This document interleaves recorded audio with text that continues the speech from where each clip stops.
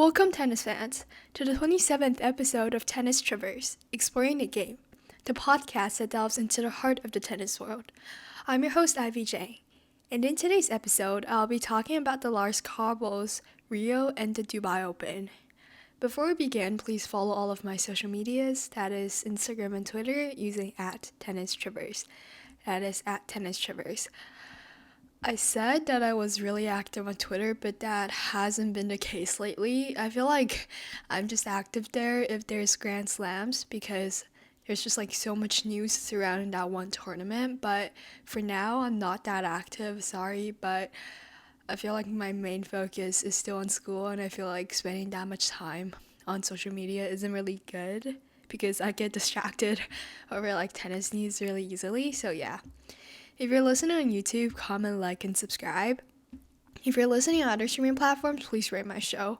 Oh, so sorry, I do want to point out that even though I said I'm not really active, if you guys want to just message me or like DM me about anything, I check it daily. I just don't post anything, so I will definitely make sure to respond to your messages if you guys decided to reach out. And yeah, that's enough. Let's just get right into today's episode. So this week for me has been really chill because we had a week off from school and all I did was watch tennis and homework because I didn't go anywhere. And I think it's really good because honestly there's been a lot of good tennis matches going on. So I sort of talked about most of them were the ones that I think are worth talking about, which is three of them. And I arrange them in a format that's like in increasing importance in a way. So the first tournament I want to talk about is going to be a 250 tournament for the men's side.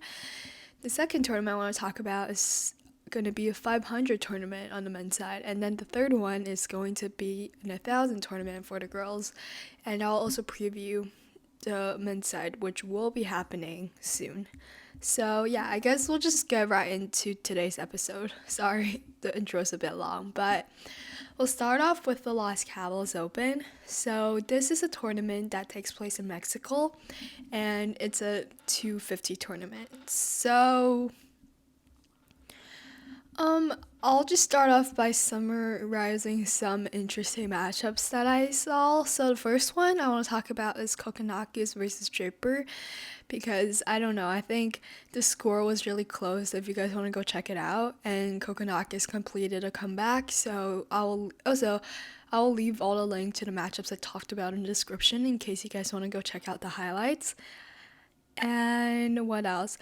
This tournament is the number one seed is Alexander Zverev, who is I think you guys know who he is, but he's like a really famous player. He's ranked really high, and he decided to play this 250 tournament, which is kind of, in my opinion, funny. But this tournament has a lot of like high ranked players, such as Zverev, Tsitsipas, Ruud. There were just like a lot of good player in this tournament. And the other matchup, it wasn't that close, but like both of these two matches, but I just want to talk about it because I don't know, it's kind of funny to me. Well, not funny, sorry, I can't talk today, but it's like really, how do I say it? It's like a lot of people look forward to it, even though it's not that close. So the first one is Alexander Zverev versus Kokonakis. And this was really close as well, and Zverev ultimately came out on top. Another one is Casper Ruud versus Nuno Borges. So Nuno Borges, obviously, he peaked during Australian Open because in Australia, he made it to the fourth round where he lost against Medvedev. But throughout his journey, he beat Grigor Dimitrov, Alejandro Davidovich Fokina. Sorry, I always have trouble pronouncing his name just because it's so long, but yeah, he beat a lot of amazing player, and so that's why I think that's just, I don't know, two matchups that are really interesting. Okay. And then we move on to the semifinals. So I want to say that both of these semifinals are amazing. So I'll talk about the Zverev versus Thompson one first. So no spoilers alert yet, but Thompson came out on top and at least I did not suspect it, even though he did really, really well in Brisbane and he had an amazing start of the year because in Brisbane, which is like the first tournament, he beat Rafael Nadal and he went to the semifinal where he lost against Grigor, but still, it was like really, really close. And then in Australian Open, he didn't do that well. He lost in round 2, but it was a super, super close match against Tsitsipas. So we could say that he didn't do, like, I did not expect him to somehow beat Zverev, because Zverev has been like consistent for a long time, but he actually beat him. And in his press conference, he talked about sort of making Zverev uncomfortable and like putting him out of his normal rhythm. And I think that works really well because the deciding set was a tiebreak and he dominated that tiebreak. He won with a score of 7-2. And I'm looking at the stats right now, and the stats really can't tell me anything because they both had 5 aces. However, I do want to point out the first serve, but Zverev is on top of that with 73% compared to Thompson's 56%. And rest of the data are really like super, super close. So I guess it's just how Thompson played and his mindset going into it is really strong. And I think, no spoilers again, but I think we should definitely look out for him because in Brisbane he beat Nadal, and in this tournament he beat like Zverev, and in the final he also beat another amazing player. So I think we should definitely look out for him. And then the other semifinal, on the other hand, is going to be Casper Ruud versus Stefanos Tsitsipas. Personally, I did not expect that this will be a matchup in a 250 tournament, but they both decided to play this tournament. And you guys know how much I love Casper Ruud, and I think Casper did really well. I saw somewhere on Twitter that he had 14 total hardcourt wins last season, but this season he already has 9.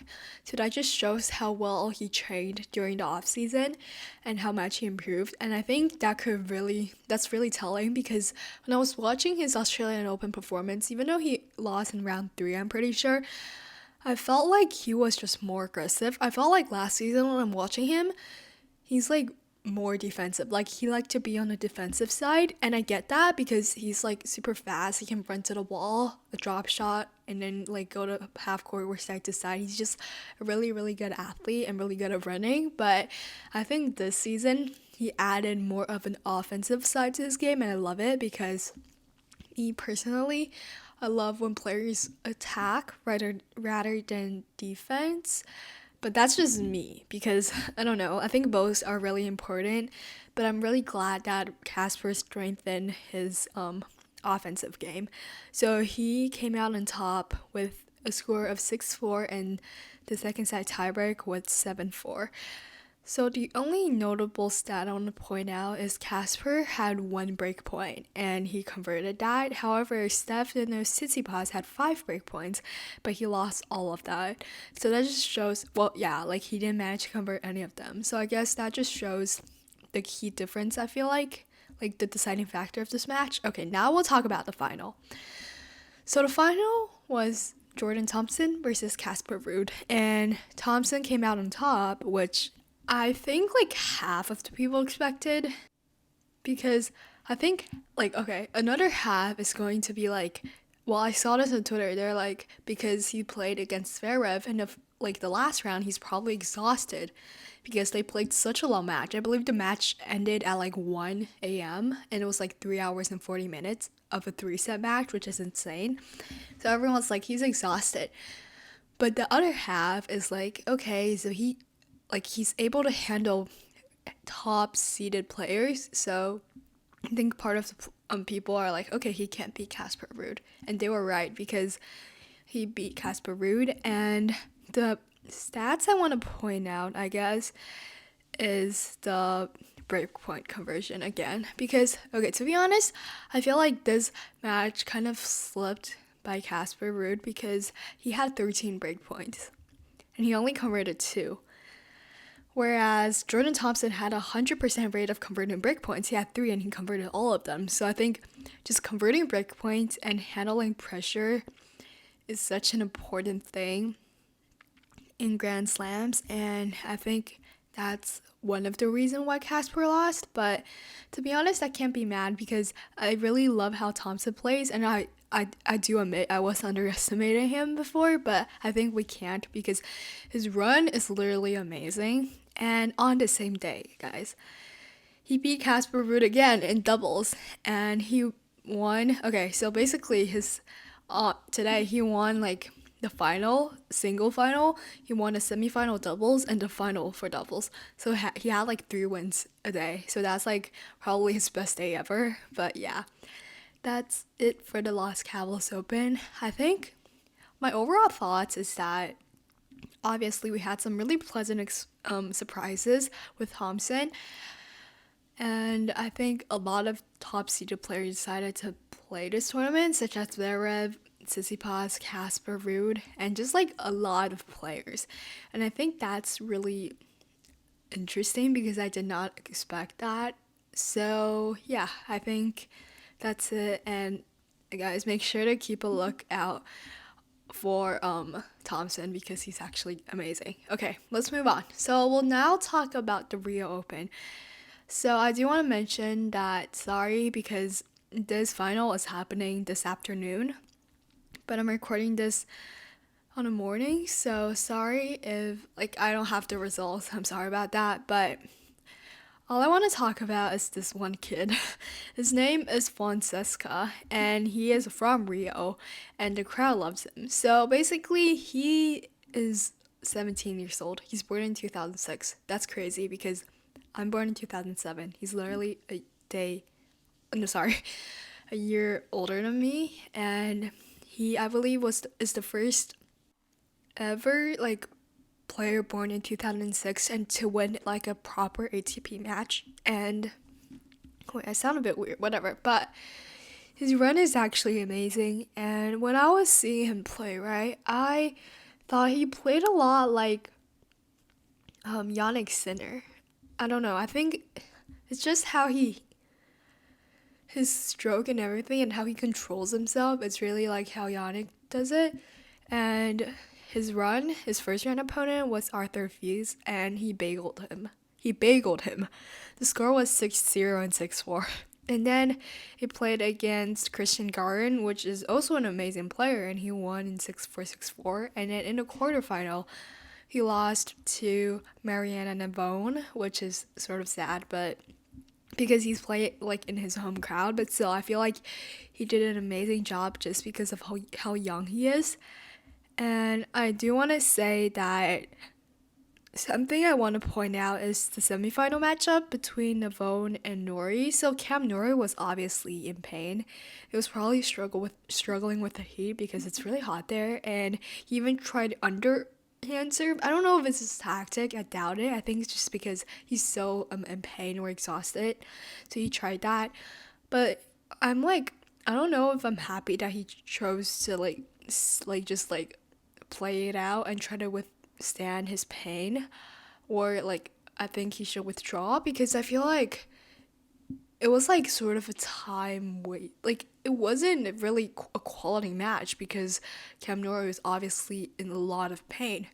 But however, I do admire him for sticking it out, so I'm kind of conflicted about it. Okay, whatever.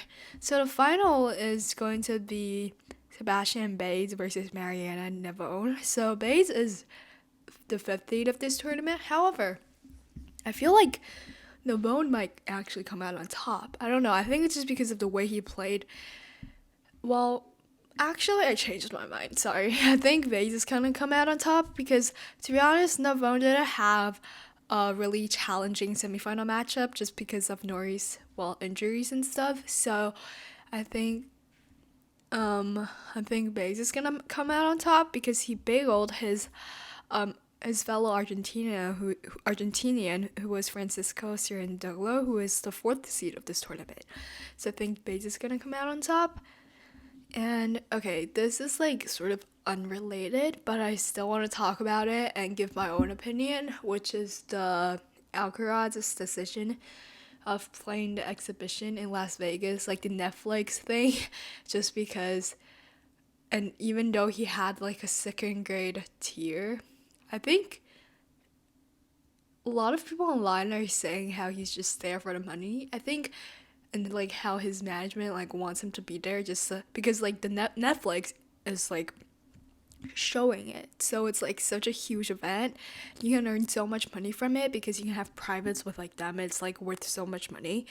So I think part of it is definitely that, but I think he also maybe he just wants to play. Like I guess I know how it's like not good for him, and a lot of people I see on Twitter are saying how I had like a second grade tier, but I had to rest for like 6 weeks, and for Alcaraz, I think him playing Nadal is gonna be the first time he's gonna step foot on court, and a lot of people are saying that he's risking like furthering his injury because obviously this year is huge because there's the Olympics and it's also played on clay court, which is arguably one of his best surfaces, and then there's also the French Open, which is coming up almost like I think it's happening in May, which is like really soon because we have to also consider the Sunshine Doubles, which is the Indian Wells and the Miami Open.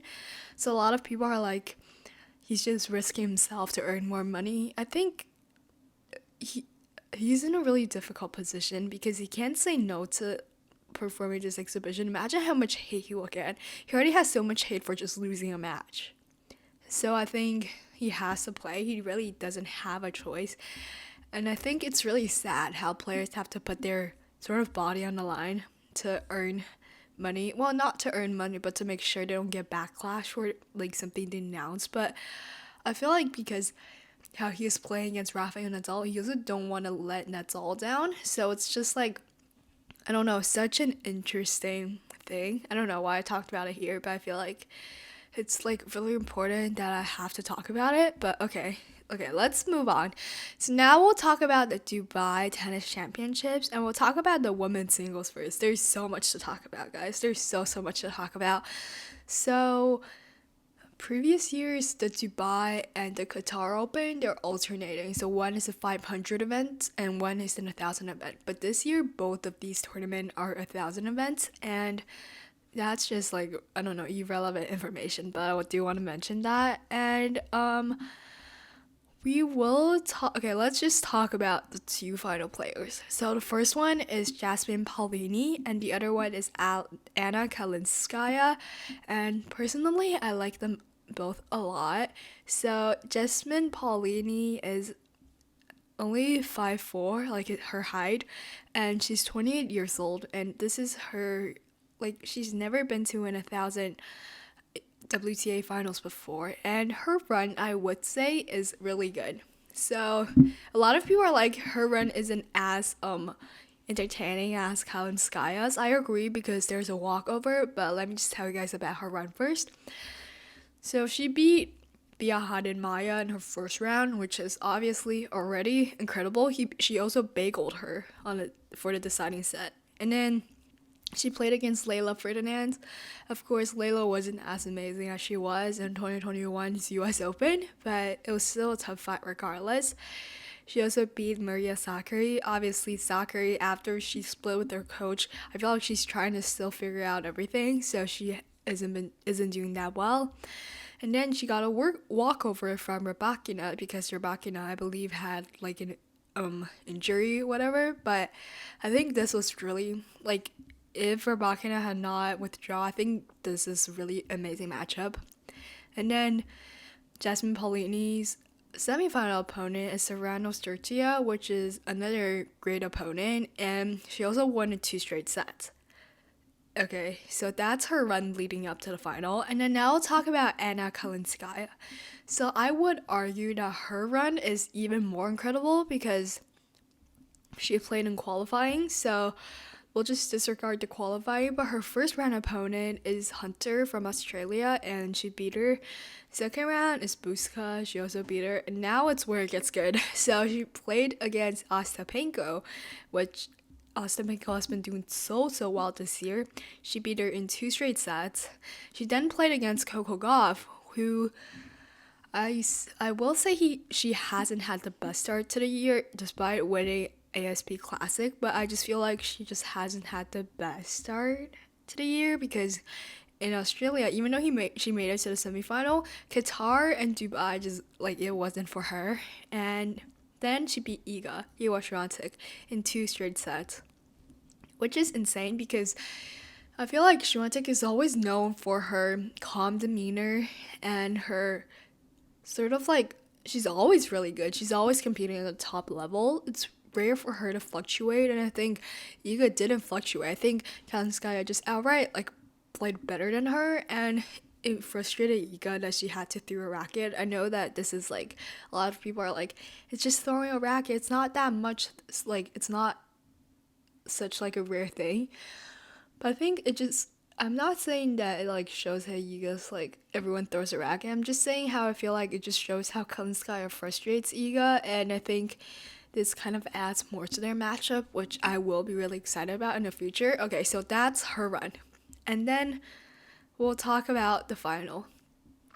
Guys, so the final was insane. Like, I've never seen a final that's this dramatic before. I don't get it. So Kalinskaya won the first set, and the score was 6-4. And me, when I was watching it, I was like, okay, I think Kalinskaya is gonna win, because even though Paulini's playing really good, I don't know. I think Kalinskaya outplayed her. I think she's striking a ball. She's such a good ball striker that I think she's just coming out on top.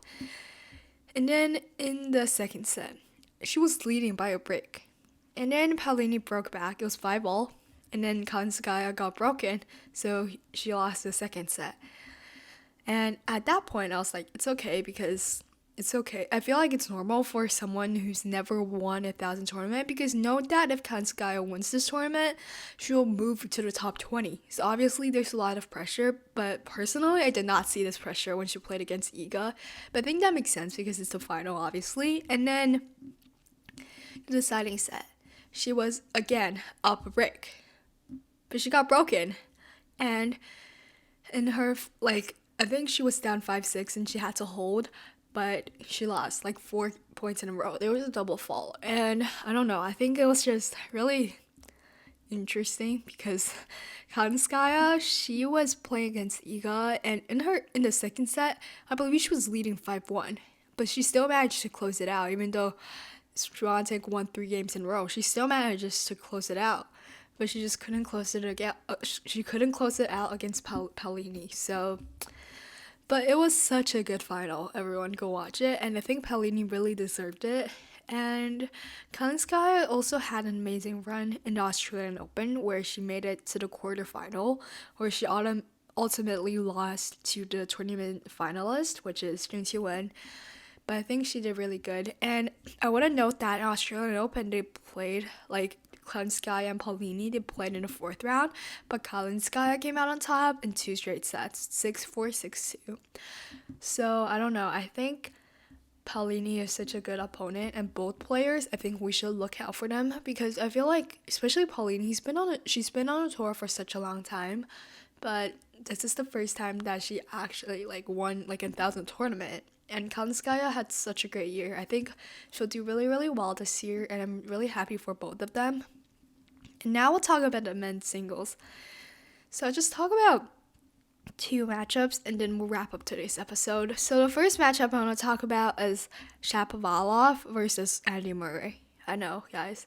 This is a round 1 matchup. Like, how is that possible? But I think it's because, and also both players are unseeded, which is like mind-blowing to me. But I think it's because how Andy Murray and Denis Shapovalov, they are both sort of not at their peak anymore, because obviously Shapovalov is still really, really young. I think he still has the ability to go back to where he was. Maybe Andy Murray less so, but I don't know. Yeah. But I think it just shows how both players, even though they aren't as good as they were before, it's still, like, regardless, it's a really good matchup. The other matchup I want to talk about is Zhang Zhizhen versus Andrei Rublev. So, I think I haven't told you guys before, but I love Andrei. I don't know, I just like his personality, not when he's on court, but when he's off court and in those YouTube videos, like, yeah, like the grunts and stuff. I think he's just really funny, and this is an amazing matchup because I feel like Zhang Zhizhen had a good start to the year, because in Qatar he beat Lorenzo Musetti, and he also bageled him. The score was 6-2, 6-0. He played against Gale where he lost, but there were two tiebreaks, and there were one tiebreaks, and one of the set was 7-5, so it was super, super close. And in Australia, he made it to the second round, and he lost in a really close match against Humbert of France. So I wouldn't say that he's had like a super, super great start, but I feel like his start is decent, so I think this will be an amazing match. And of course, my prediction is Andre's gonna come out on top, but both players I love, so it'll be an amazing matchup. Okay, this sums up today's episode. I feel like I'm sorry if these episodes are getting kind of repetitive, like it's just about tournaments that's happening, but I don't know. I think it's really important to sum up these tournaments because, especially like at this time of the year, there's so much of them. There's like so many of them happening at once that it's really hard to keep track. So I hope that from you guys listening to this episode, you'll know what each of those tournaments are. And yeah, I really hope you guys enjoyed. If you guys want to check out the highlights of the matchups I mentioned, please just go to the show notes. It's all linked down below, and my social media platforms are linked down below as well. So make sure to check out that. And yeah, I'll see you guys next week. Bye.